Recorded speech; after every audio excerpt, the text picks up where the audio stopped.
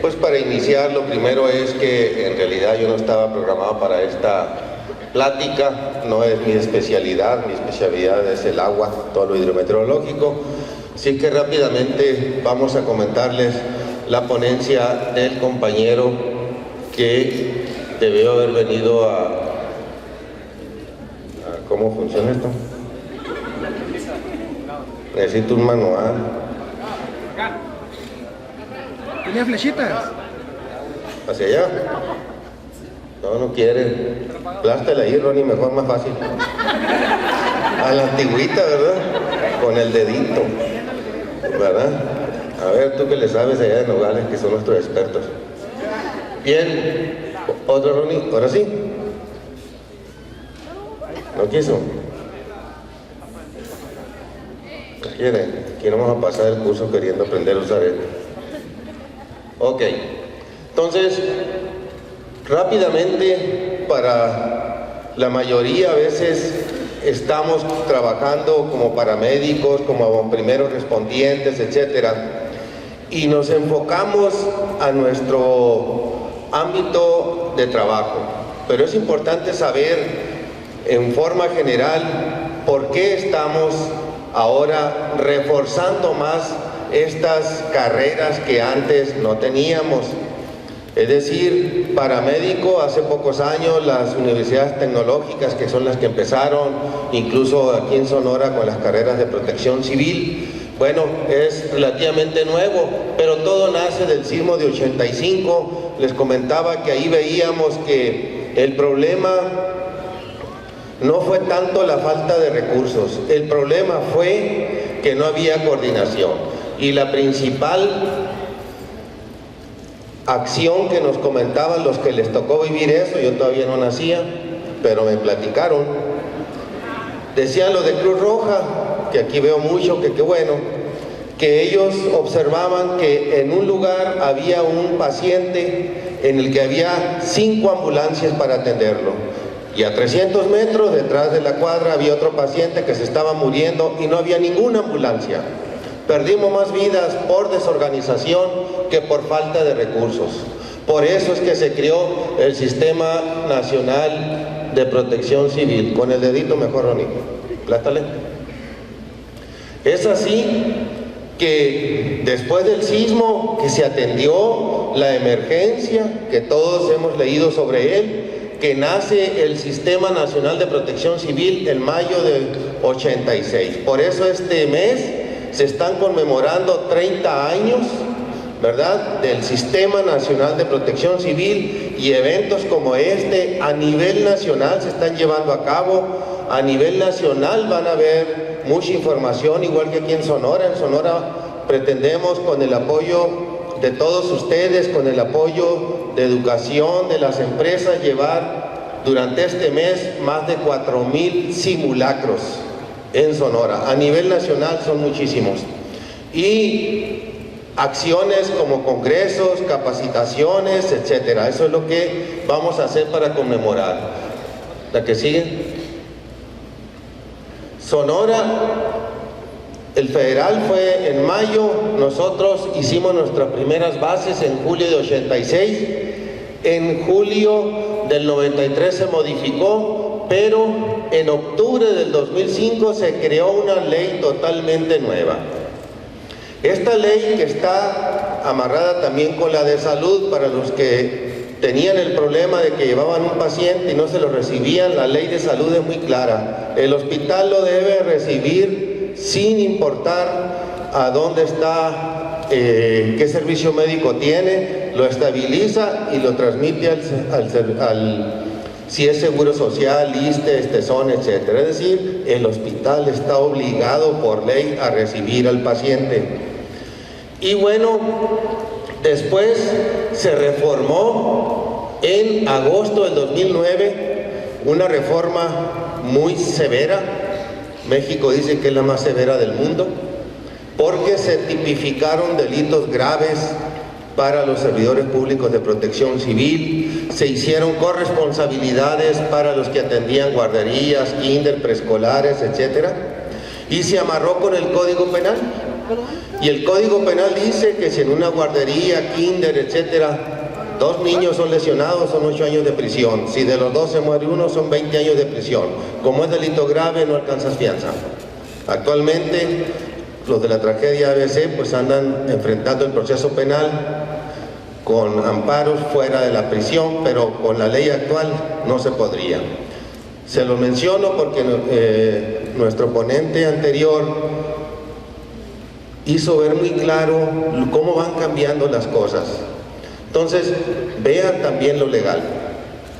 Tuvimos aquí en Peñasco, hace unos años, el hundimiento de unos barcos, a pesar de que se les dijo que no se hicieran a la mar, no atendieron la recomendación, se hicieron a la mar, se hundieron, hubo nada más, recuerdo, un sobreviviente.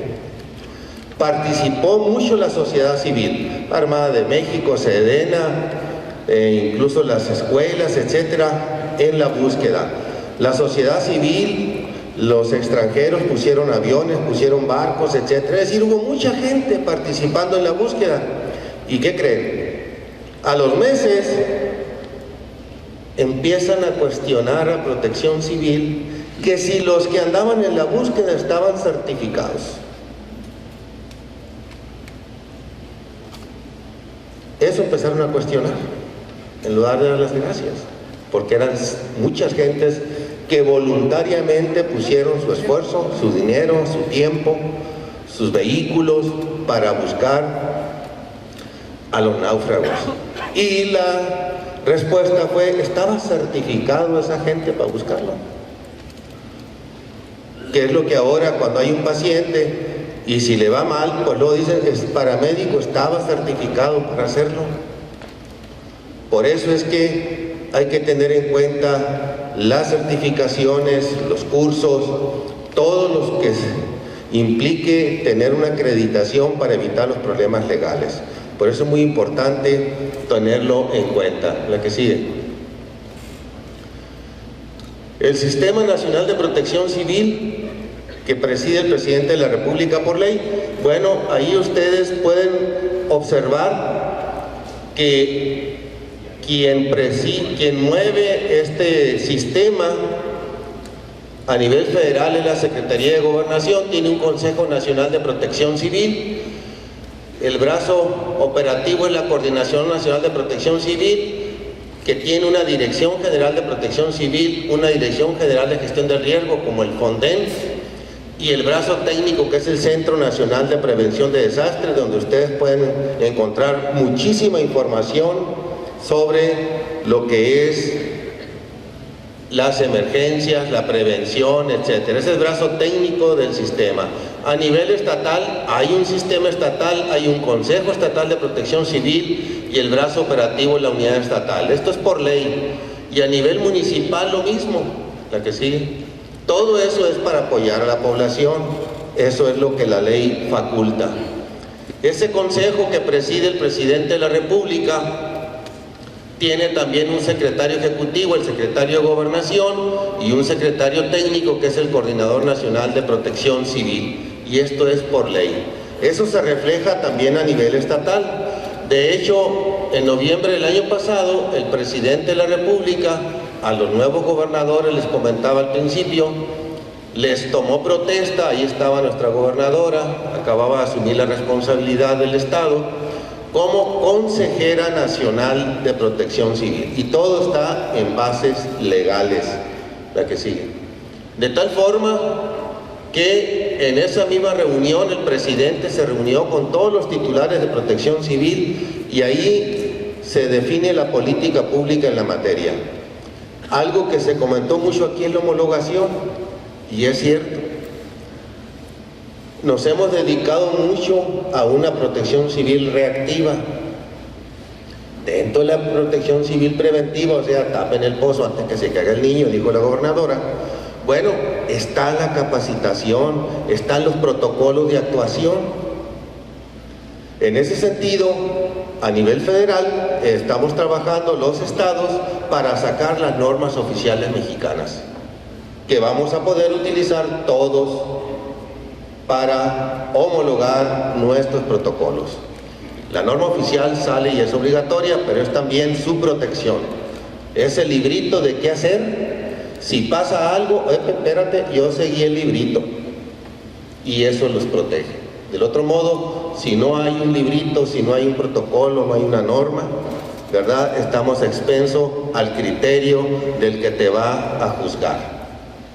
Por eso es importante, cuando salen las publicaciones, de que opinen ustedes que son los que van a operar esas normas, háganlo por favor, tómense 10 minutos, léanlas y con su experiencia digan, esto no va a ser así, no va a funcionar, yo pienso que debe ser así, y ahí viene un correo y manden esa información, porque por ley las normas primero hay que socializarlas, es decir, se publican para que todos podamos opinar. ¿La que sigue?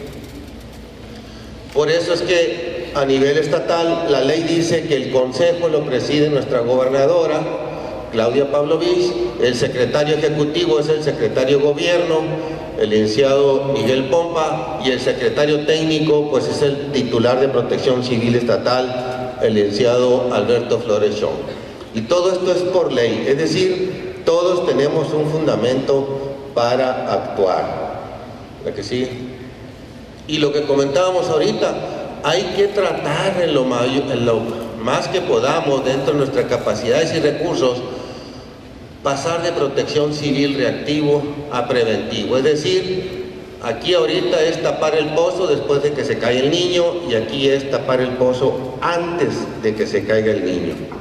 Y las capacitaciones están dentro de lo preventivo. ¿Sí? Para hacerlo, tanto a nivel nacional como estatal y municipal, las leyes respectivas dicen que debemos de trabajar con una agenda de riesgos. En Sonora es muy fácil hacerlo, por una columna van a poner qué nos pega y por el otro los meses.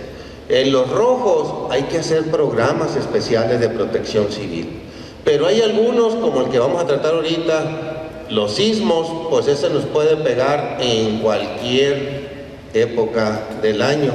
Es decir, el programa tiene que ser anual para la prevención, sobre todo en los municipios que más nos peguen. ¿Sí? Para hacerlo por ley hay varios conceptos que le llaman fenómenos perturbadores. Esto está en la ley. Siempre hay que actuar apegado a la ley, y conforme más pasa el tiempo, más hay que hacerlo apegado a la ley. A veces en las capacitaciones se oye cruel, pero ¿qué decimos nosotros? Si tú ves que alguien se va ahogando en el río y no sabes nadar, no te tires pues, porque en lugar de un muerto vas a tener dos.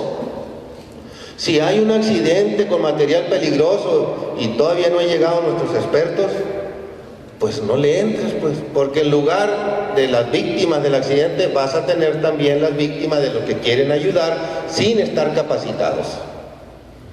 Por eso damos tantos cursos, para que nuestras primeras personas que lleguen a responder, nuestros primeros respondientes, policía, ejército, paramédicos, etcétera, tomen lo básico de esos cursos para que no expongan su integridad y que no incrementen el número de víctimas.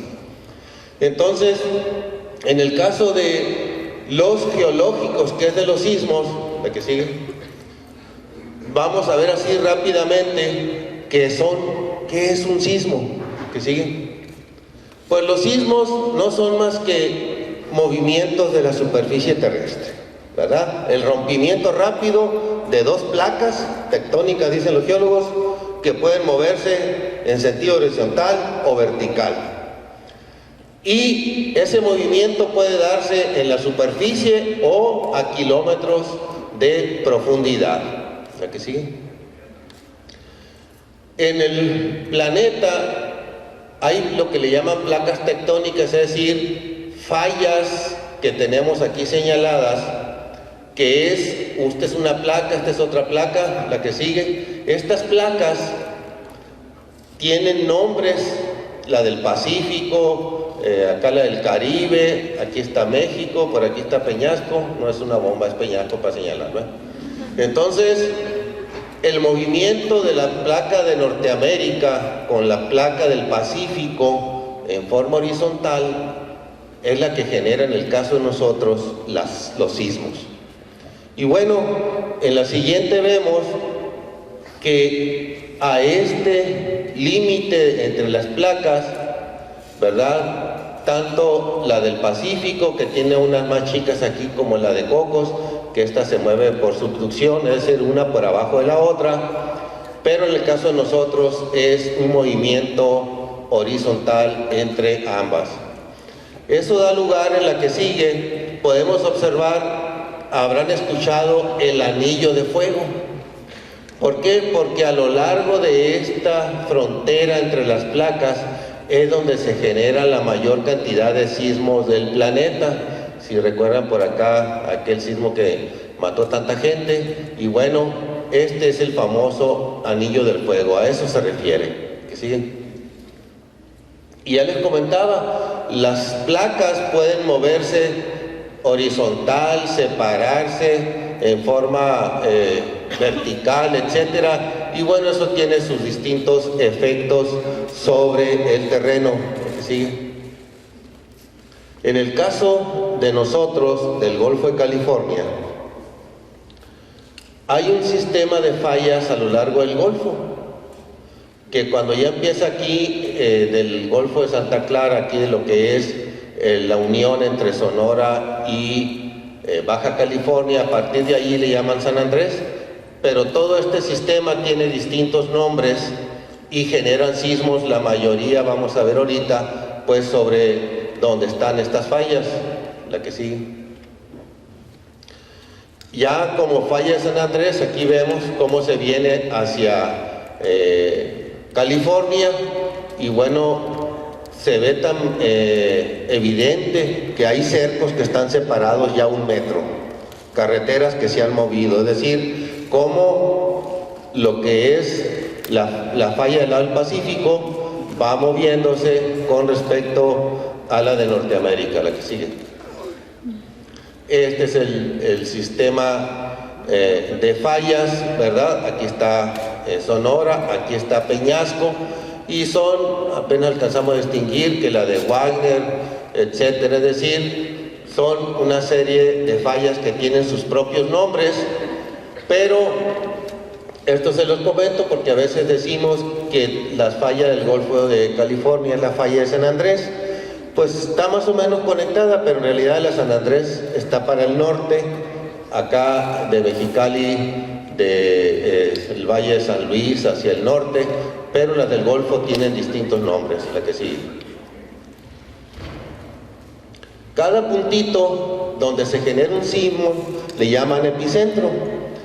Cada número es lo que es la magnitud, porque el sismo tiene 2 maneras de representarlo: la intensidad y la magnitud. La intensidad es cómo afecta el terreno, a las construcciones, etcétera, y la magnitud es un número específico, ¿verdad? Le llaman escala de Richter, la otra es Mercalli, y con ella podemos identificar qué tan fuerte estuvo. Pero bueno, aquí tenemos todos los que se han generado, pero fíjense que a veces no sabemos que para el lado del noreste, es decir, para ubicarnos Bacerá, Bavispe, allá, para ubicarnos mejor hacia el sureste de Agua Prieta, vamos a ver ahorita, hay una falla también ahí, la que sigue.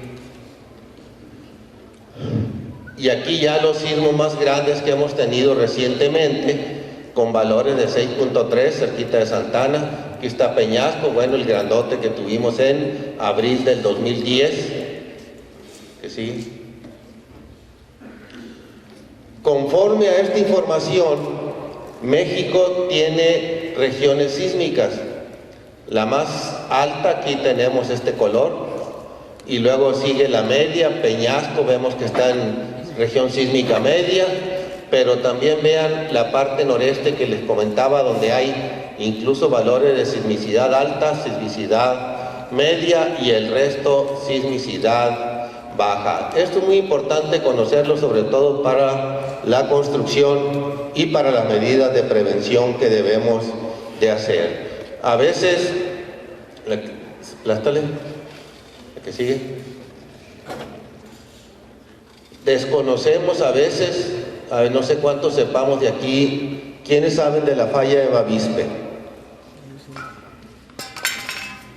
¿A poco nomás yo? Bueno, pues yo soy de Bacerac, ¿no? Sí. Es un pueblo que está enseguida de Bavispe. Sí. Geográficamente hablando, está Guaprieta, está Bavispe y lo está Bacerac. Ahí la casa de mi tío, hace como 10 años, las paredes se han estado muriendo. Sí, es una falla activa.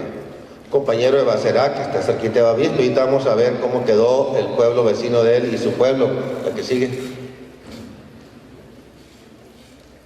En 1887, en mayo, hubo un sismo. Aquí va la falla del aire, todavía se ve.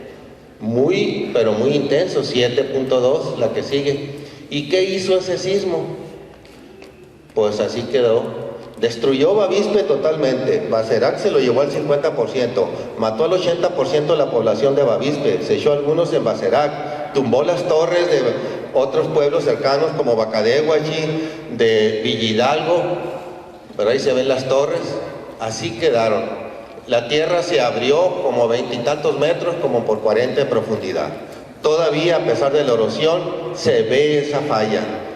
El asunto con esta falla, por eso es tan importante siempre las capacitaciones, ¿verdad?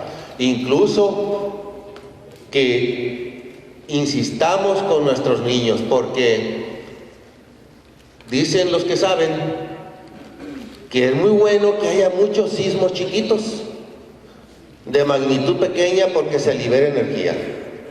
Porque del otro modo nos dicen los geólogos, si no hay tantos sismos chiquitos, la energía se va acumulando. Es decir, la falla, la tierra, está batallando para romper, y cuando lo hace es cuando genera sismos muy grandes, de magnitud muy grande. El asunto de esta falla tiene más de 100 años, como vimos ahorita que no hay sismos arriba de 6. Entonces tenemos que prepararnos, ya lo estamos haciendo, tenemos monitoreo instrumentado con la UNAM, con el CENAPRED, etcétera, etcétera, incluso con el Servicio Geológico de Estados Unidos, monitoreando esas fallas, porque si ya tiene más de, ¿cuántos años? Del 87 para acá. 1887. Más de 100, ¿verdad? Quiere decir que cada año que pasa tenemos que prepararnos, porque hay que esperar que se nos pueda venir un sismo. Eso es por la estadística, pero los sismos no se pueden pronosticar, no se pueden predecir con la tecnología actual. Es falso que se pueda pronosticar un sismo, porque todavía hace unos días vi por ahí de que se pronosticaba un sismo muy grande por allá en el sur del país. Eso es falso. No se puede saber. Lo que sí sabemos es lo que ya pasó, y en función de eso, pues hay que prepararnos, hay que capacitarnos. Incluso en lugares donde no tiembla, porque por ahí alguna ocasión me tocaron una plática así sencilla para los niños, y la maestra me dice, oiga, pero pues a lo mejor tenía hambre, me dice, oiga, pero pues ¿para qué la plática si aquí no tiembla? Pues una razón muy sencilla. Estos chamacos mañana pueden estar en el DF, y si tiemblan, pues van a ser los únicos que se van a morir, porque no saben qué hacer. En cambio los del DF sí saben qué hacer, ya los capacitaron. En cambio los de Mexicali, de San Luis, es decir, hay que aprender de todo, porque no sabes cuándo se te va a ofrecer. Yo por eso difiero a nuestro compañero anterior en que no hay que aprender de todo. Sí hay que aprender. El RCP se te puede ofrecer con tu familia, en tu casa. Hay muchos detallitos que te permiten salvar a tus familiares, con más razón en tu trabajo.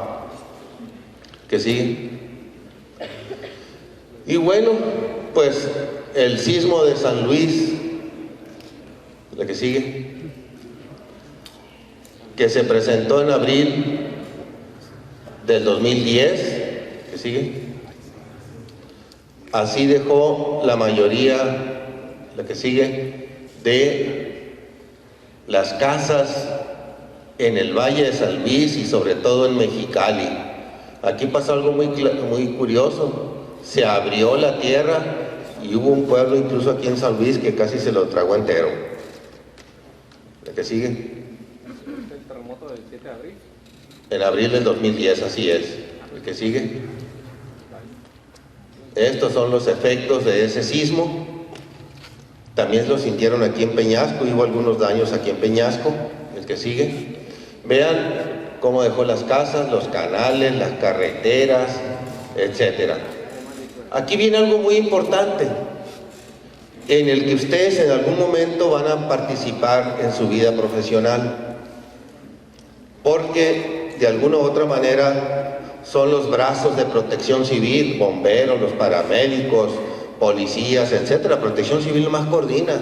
Quien hace la chamba pues son ustedes, y que ustedes son los que saben.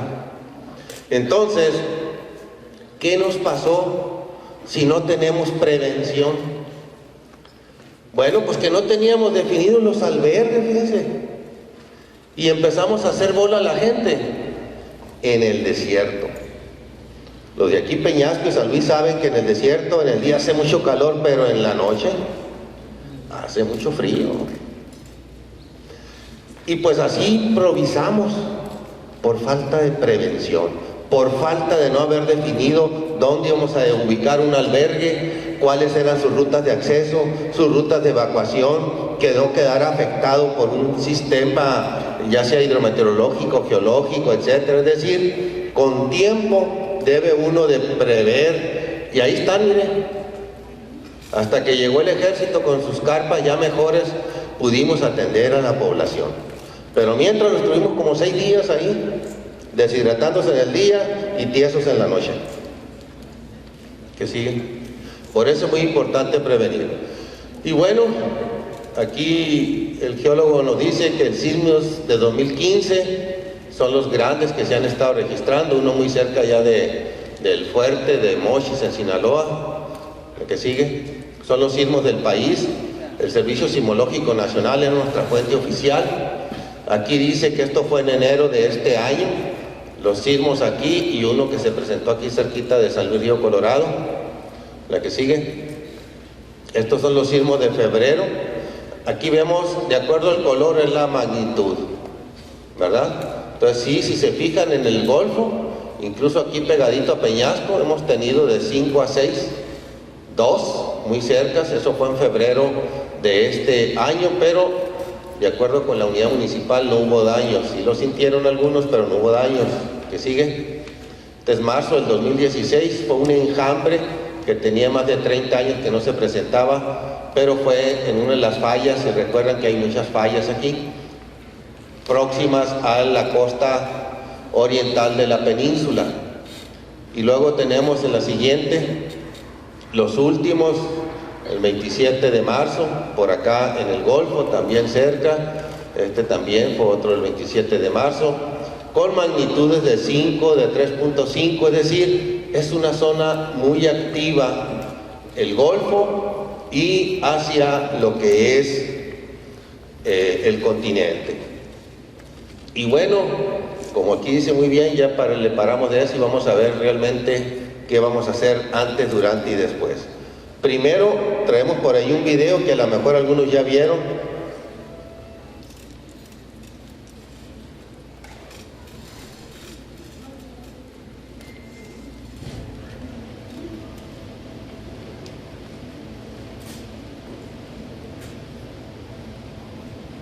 Ese es un albergue en Mexicali.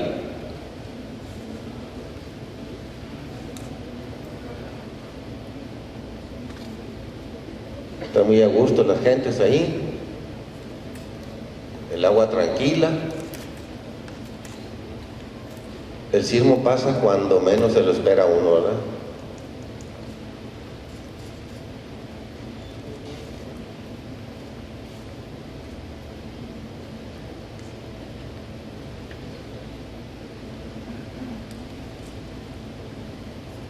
No se desesperen, ahí viene. Y el agua, si se fijan, empieza a moverse. La cámara que está fija al edificio empieza a sentirlo. Esta alberca es muy grande, ¿eh? Ahí está el sismo.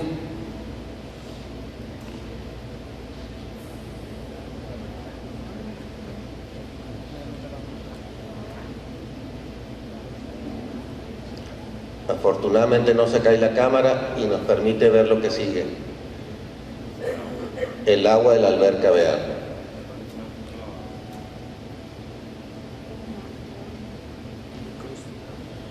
La prevención que dice, si ves que está pasando esto, pues aléjate, pues, debe ser el instinto básico de conservación. No, oye, ¿por qué se está moviendo el agua? Y te acercas. Y estas olas, si te caes, que en otra que tenemos sí pasó, cae la persona y las olas lo golpean contra la orilla de la alberca.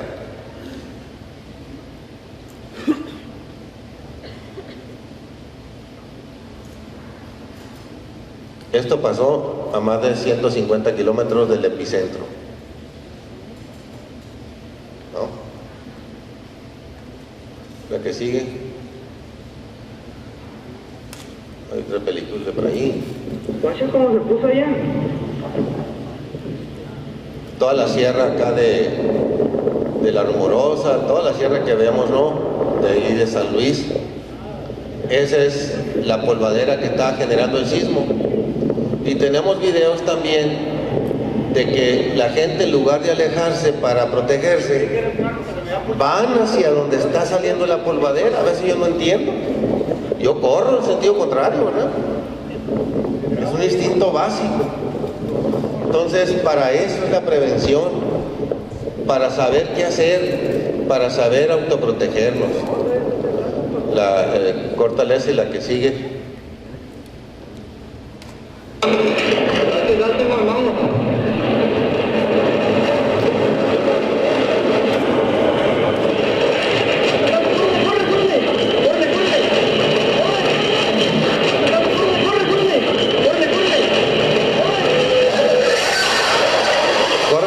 Córrele, pero él no corre, ¿verdad?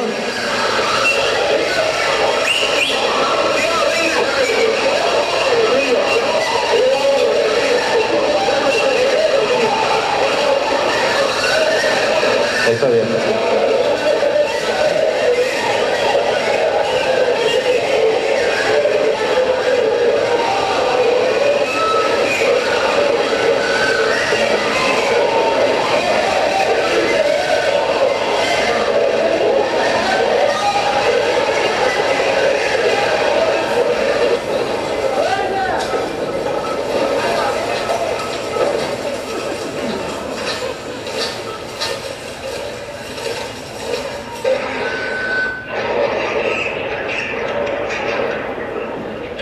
No temblaba así en Mexicali desde hace 30 años. ¡Se cayó el edificio, güey!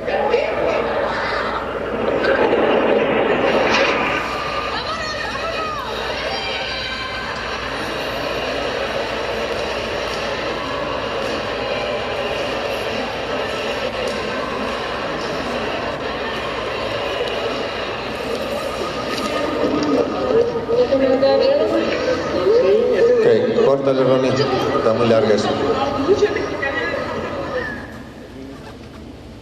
Volvemos a la presentación. O sea, si se fijaron, yo creo que nadie hizo lo que debe hacer durante un sismo. Nosotros en la escuela, ¿qué le decimos a los niños? No corro, no grito, no empujo. A veces muere más gente, se daña más gente en la estampida que por el sismo. Porque no tenemos la cultura de qué hacer cuando está presente el sismo. Nos gana el pánico, pues, y a correr. Y para eso, cuando a ustedes les toque, pues deben inmediatamente, por su vocación de servicio, convertirse en brigadistas y ayudar a la gente, ¿verdad? Para que se pueda salvar la mayor cantidad de vidas. Entonces dice, ¿qué hacer antes? Lo que les comentaba, no se puede predecir un sismo, y hay que estar con los municipios, con sus direcciones de obras, pues tratando de analizar estructuralmente las construcciones para las que sea necesario reforzarlas después de un sismo o antes de que suceda. Y sobre todo, vamos a definir bien cuáles son las zonas de seguridad, junto a pilares, cadenas, o sea, cadenas se refiere en las construcciones, alejados de ventanas, etcétera. Es decir, debemos de conocer nuestro inmueble, porque si aquí empieza a temblar ahorita, ¿tú qué harías?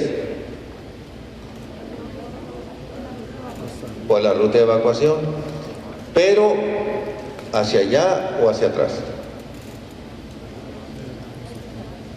La ruta más cerca, hay que ir más cerca. Pero hay lugares que el sismo viene tan intenso que no te da tiempo a salir a la calle. Entonces hay que tomar medidas que vamos a ver ahorita, porque si vieron en los videos, empezaron a caer las cosas y la gente, si trata de alcanzar la calle sin protegerse, lo que va a lograr es que le caiga una lámpara en la cabeza, que lo puede lastimar, ¿verdad? Un plafón, etcétera.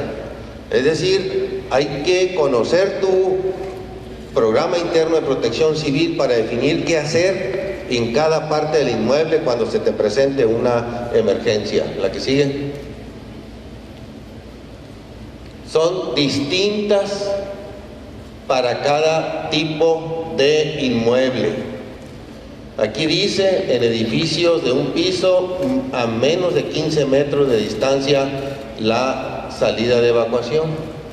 A veces nuestra casa, vivimos en ella, no hay a lo largo de los años ninguna emergencia, o al menos nuestros padres no nos lo han comentado, si alguna vez se quemó el cooler, si alguna vez se explotó el gas, etcétera.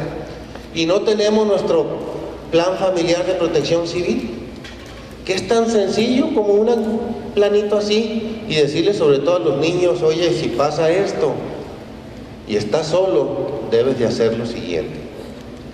Y eso les va a salvar la vida en muchas ocasiones.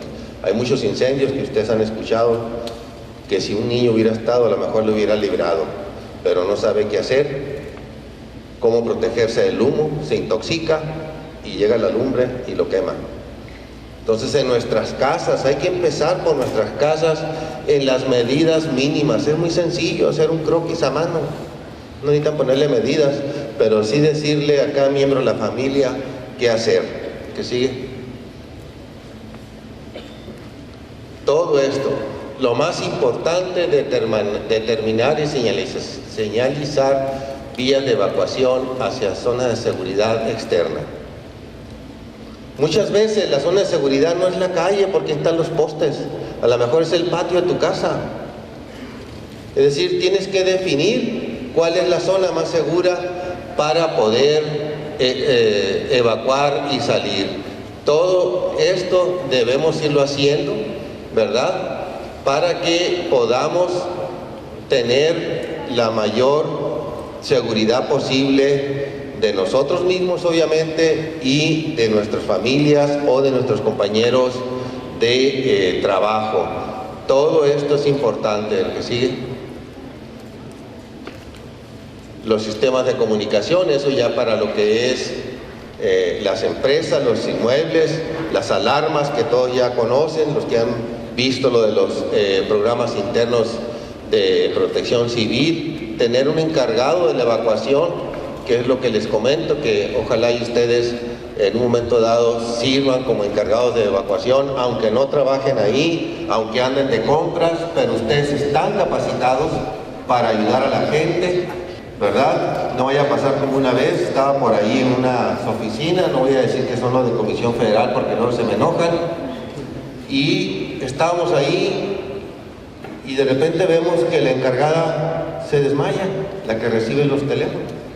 Lo vamos y le levantamos, ¿qué pasó? No, pues es que hablaron que había una bomba. Oye, mijita, pero si tú recibes el aviso, tú eres el que debe de avisarnos a todos. Debes activar el programa interno de protección civil, debes activar los protocolos. Pues entonces imagínense, ¿verdad? O como aquel chiste que sacan, cae uno por ahí pataleando. Oye, alguien que ayude. No, pues es que el único que sabe receta aquí es él, ¿no? Entonces, son chistes, pero si se van a la vida real, se da. Y los chistes salen de la vida real. ¿Qué siguen? Durante, pues obviamente, como hemos dicho, ¿verdad? Lo primero es la precaución. A veces, en zonas sísmicas, me ha tocado a mí andar en Mexicali, con casas de amigos, el mismo San Luis, y los estantes sueltos, incluso bien altos, no los fijan, a pesar de que ya les cayó en la cabeza en 2010, pues compraron otro, lo volvieron a poner y tienen las latotas de 2 kilos arriba, ¿verdad? Ahí es donde dice uno, bueno, la experiencia, pues, si ya en el 2010 eso te rompió la cabeza, pues ya no lo vuelvas a poner, ponlos abajo, los circuitos pesados, fija los estantes, etcétera. Son cosas sencillas que debemos de aprender. Un botiquín, pues yo espero que todos los paramédicos de aquí sí tengan un botiquín en su casa. Todos tienen, ¿verdad? Y traen en su carrito o traen consigo, ¿verdad? Porque luego se corta el chamaco y no hayan cómo atenderlo. Y un botiquín es muy barato, no hay pretexto para no tener lo mínimo en la casa. Y así muchos detalles que necesitamos ir trabajando, pues, ¿no? Es aquí muy importante, dice, en el momento de salir de la casa, tómelo con calma, no entre en pánico. Yo sé que es muy difícil, pero para eso es la capacitación.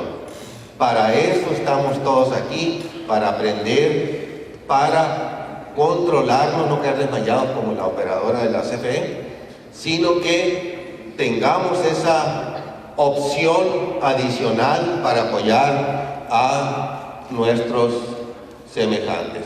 ¿Qué sigue? A esta posición, por lo general le llaman triángulo de vida, ¿verdad? Hay muchas recomendaciones en cuanto a qué hacer si no vamos a alcanzar, si sabemos que no vamos a alcanzar a llegar afuera, que ponerse abajo del marco, que ponerse abajo de un escritorio, que ponerse a un lado, ¿verdad? Pues no tuvo cómo meterse, se puso a un lado. Ahorita vamos a ver en qué te puede ayudar el guarecerte. Si tú ves que no vas a lograr llegar afuera, pues ya tienes que tener esa alternativa. Yo casi estoy seguro que la mayoría de ustedes, cuando entró aquí, lo primero que hizo es ruta de evacuación, salida. Digo, algunos vieron a una muchacha que está muy guapa, ¿no? Pero que por acá voy a correr, ¿dónde está la zona de seguridad? ¿Qué riesgo hay de que me caiga en la cabeza? Sí, yo sé que todos lo vieron. Y háganlo, porque cuando menos piensen, se ofrece. Y si uno no toma una medida de prevención, no pasa nada, no hay problema. Pero cuando pasa, créanme, el hubiera no existe. Entonces, son ustedes nuestra esperanza en protección civil. Por eso apoyamos tanto a la SUTE. Porque son ustedes nuestros multiplicadores. Es decir, por favor, no se queden ustedes con sus conocimientos de cultura de protección civil, difúndanlos, multiplíquenlos. Hay que tratar de hacer que la gente, ¿verdad?, haga su parte, porque eso va a ser menos pacientes para ustedes. De otro modo, se complica más la situación. La que sigue. Vean, con el solo hecho de pegarse a un mueble, pueden lograr que al caer algún objeto pesado, sí les va a causar algún daño, pero posiblemente no la muerte. Por eso le llaman el triángulo de la vida. ¿Que sigue? Junto a un sillón, aquí vemos cómo al caer las vigas, ¿verdad? Vigas son estas que tenemos aquí arriba del techo, se desprenden, se desoldan y caen porque no están para movimientos tan fuertes de torsión, ¿verdad? Y esa es la idea del triángulo de la vida. ¿Que sigue? Si la mesa es muy delgadita, pues vale más no meterse abajo de ella. Hay que por eso en cuanto uno llega a un recinto, váyase acostumbrando a identificar qué punto les puede salvar la vida si pasa algo. Pero desde que entran al cine, al restaurante, incluso acomodan las cosas, si hay una balacera, ¿qué voy a hacer? Pero eso hay que pensarlo desde que llegan a un lugar y verán que ojalá y no pase, pero si pasa, van a tener mucha posibilidad de no salir lesionados.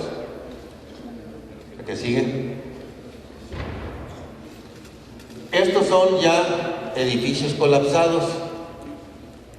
Vean que hay partes, cómo quedan las losas, qué las detiene. ¿La que sigue? Bueno, vean esta losa, este escritorio, cómo ayudó junto con estos muebles, y de aquí sacaron gente viva en el DF. Los que corrieron hacia acá, la libraron. Los que andaban por acá, no la libraron. ¿Qué sigue? Vean cómo al voltearse, en la parte donde estaba la puerta, la estructura, se hizo el triángulo y ahí se salva gente. ¿Qué sigue? En la calle, o sea, todo lo que sea protegerse pegado a otro objeto que les quite el golpe. O sea, a veces corremos al centro de la calle. Sí, eso se recomienda si es zona de seguridad, y una zona de seguridad tiene sus requisitos. Que no esté un transformador que te vaya a caer aquí encima, pues no. Si no, no es zona de seguridad. Que no esté un árbol que te va a caer encima. Pero si hay todo eso, árboles y todo, pues a lo mejor lo más seguro es pegado a una guarnición. ¿Que sí? Aquí en esta, el carro fue el que sirvió el triángulo de vida. ¿Que sí? Después, pues es muy importante. Ustedes saben que los movimientos rompen tuberías. Lo más importante es no hacer uso de ninguna fuente de ignición, ni un cerillo, ni aunque se anden muriendo de ganas de fumar, nada de prender la luz, porque si hay gas, eso genera las explosiones. Hasta un simple clic de prender un foco, porque no veo por dónde va a salir, pues vale más que se vayan tropezando y no quieran ver, y entonces luz les va a sobrar. Eso es muy importante, y son detalles que ustedes díganselo a sus familias. Nosotros tenemos muchos accidentes que a veces dices tú, Dios mío, oiga señor, cuando llegó a su casa, ¿no le dieron más gas? Sí. ¿Y qué hizo? Pues abrí la puerta y prendí el foco. Explotó la casa, mató a la hija, a su hijo, a él lo quebró y a la señora la quebró. Tanto que decimos, no prendas la luz, si huele a gas, aléjate, háblale a nuestros bomberos, si tienen el equipo, la experiencia, para que atiendan eso. No. Y explota. ¿Verdad? ¿Qué sigue? Incluso el celular, también puede ser una falta de ignición de que explote. Todo lo que dice en estas láminas es muy importante, porque a veces en nuestras cocinas Yo creo que aquí nuestras queridas compañeras, cuando están en su casa y hay detergentes, hay limpiadores, saben que este contenido de este frasco es pues para limpiar la loza, que este es para quitar el sarro, que para esto, pero han leído las instrucciones de lo que dicen. Léanlo, verán, y van a encontrarse que eso no puede estar cerca de lo otro, y lo guardamos juntos pegaditos. Y después hacen reacción. Pero nunca leemos las etiquetas. Está muy chiquita la letra, ¿verdad? Pero además me dijeron que era para quitar el sarro. Pero no sabemos cómo lo hace, por qué lo hace. Son detalles que hay que ir cuidando, porque a la hora del sismo van a hacer reacción, se van a romper, y eso es lo que genera gases tóxicos, eso es lo que genera explosiones. ¿Qué sigue? Hay mucha información sobre esto que les estoy comentando, carteles que están disponibles en internet que pueden bajar, que produce el Sistema Nacional de Protección Civil a través del SENAPRED, de cómo prepararse, cómo actuar antes, durante y después. ¿Qué sigue? Todos estos carteles ahí los tenemos disponibles en manera muy sencilla. ¿Y qué sigue? Muy sencillito qué hacer estas infografías. De hecho hay unos libritos como historietas, a ver, lo tenemos por ahí, ¿no?, que produce el Centro Nacional de Prevención de Desastres, que nos dice, aquí dice Centro de Prevención de Desastres, bájale ahí para que vean un poquito. Muy sencillito lo que es el sismo, qué hacer, cómo hacerlo. Este es uno de ellos, cómo se generan, algo muy sencillito de cultura general. Y luego hay otro todavía más suave, que es el que utilizamos nosotros para los niños. ¿Qué sigue?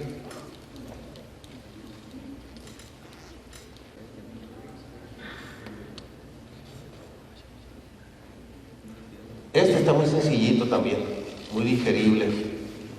Vienen todas las medidas antes, durante y después, trae figuras, no tan aburrido como el que está aquí enfrente, y qué hay que ir haciendo.